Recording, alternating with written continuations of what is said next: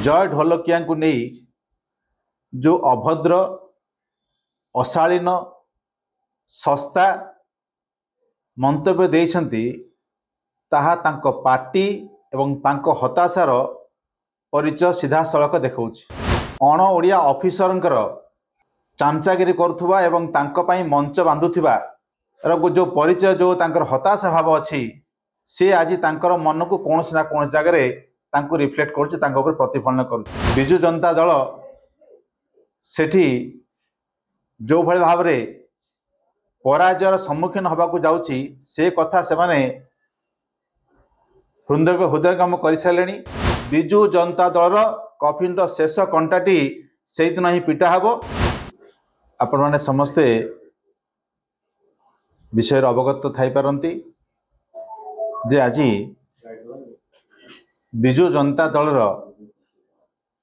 जड़े विधायक एवं तांकर मुखपात्र श्री गौतम बुद्ध दास फेसबुक रे गोटे पोस्टिंग करछंती।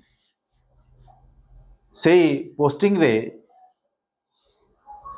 से नुआपड़ार भारतीय जनता पार्टी प्रार्थी से जय ढोलकिया को नहीं जो अभद्र अशालीन सस्ता मंतव्य देइछंती ताहा तांको पार्टी एवं तांको हताशार परिचय सीधा सड़क देखौछि। दीर्घ दिन धरी जड़े अण ओडिया ऑफिसरंकर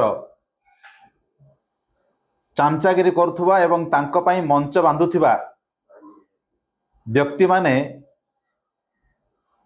निजर परिचय भूली जिबा जो परिचय जो तांकर हताशा भाव अछि से आज तांकर मन को कोनोसी ना कोनोसी जगह तांको रिफ्लेक्ट करुछि, तांको ऊपर प्रतिफलन करुछि। गोटे समुदाय को नहीं ता ऊपर अशालीन मंतव्य करवा यह राजनीतिक भद्रामीर सबुठारु नीच स्तर रे आज पहुंची। बिजु जनता दल सेठी जो भली भाव रे पराजयर सम्मुखीन होबाकू जाउछि से कथा से माने हृदयगम कर सारे। तांकर जो इलेक्शन मैनेजर्स माने सेठी अछंती से माने जानि सारे जे किभली भाव रे से माने जो पराजयर सम्मुखीन होबाकू जाउछंती तांकर प्रार्थी तांको प्रार्थी मिलिना नाही बोली गोटे अन्य जगारू नहीं अन्य जिल्लारू जन को नहीं सेठी प्रार्थी कराइबा एवं सेठिकार जो प्रार्थी जी कि जहाँकर पिता सेठिकार जड़े सुनामधन्य राजनेता थिले, जहाँ प्रति विपुल जनसमर्थन थिला एवं चारि थर से सेठारु विधायक भाव में घोषित होते। सेठिकार जनतांकर अनेक प्रिय पात्र होते। से भली जड़े प्रार्थी विषय रे वर्तमान तांकर पार्टी तरफ एभली भाव में हताशार एवं अशालीन मंतव्य सब दिया जाउची एवं ता सहित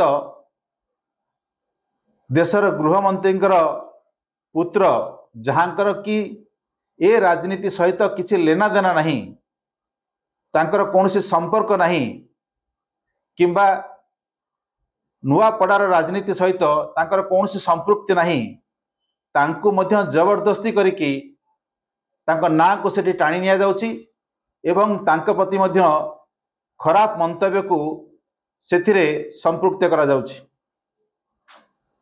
आगामी दिन रे गौतम बुद्ध दास एवं तांको पार्टी तांको नेतृत्व देखिए जे किभली भाव रे जो भली से माने 1.5 वर्ष तले ओडिशार जनतांक द्वारा प्रत्याख्यात होइथिले एवं जो भली भाव रे आगामी दिन रे तांको पार्टीर मृत्यु असंभावी मृत्यु से देखिया अनिवार्य मृत्यु को से देखि आसुचंती देखुछंती। निश्चित भाव रे तार इंग्रेजी जो आम कहे last nail in the coffin Biju Janata Dal कफिन शेष कंटाटी से दिन ही पिटा हेब एवं तांकर ये जो अभद्रचित मंतव्य अशालीन मंतव्य एवं जो अहंकार रे 24 वर्षर जो अहंकार से अहंकार शेष अंत मध्य से दिन घटिब। आशा करुचु जे राजनीति रे निश्चित भाव में गोटे शालीनता भद्रामी रक्षा करने निहाती आवश्यक।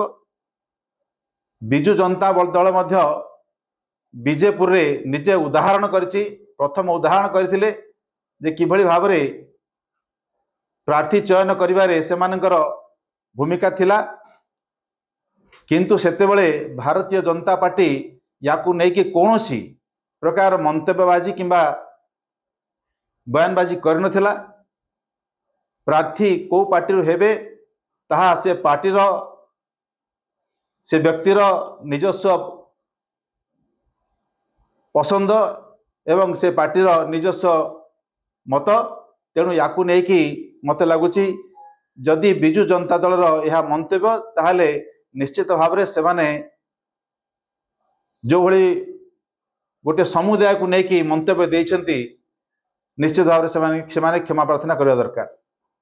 नचेत आगामी दिन में नुआपड़ार जनता तांकु प्रकृत में तांकर रास्ता जहाँ देखैछंती ताकु भल भाव में ए रास्ता को तांकु उतार देवे। धन्यवाद।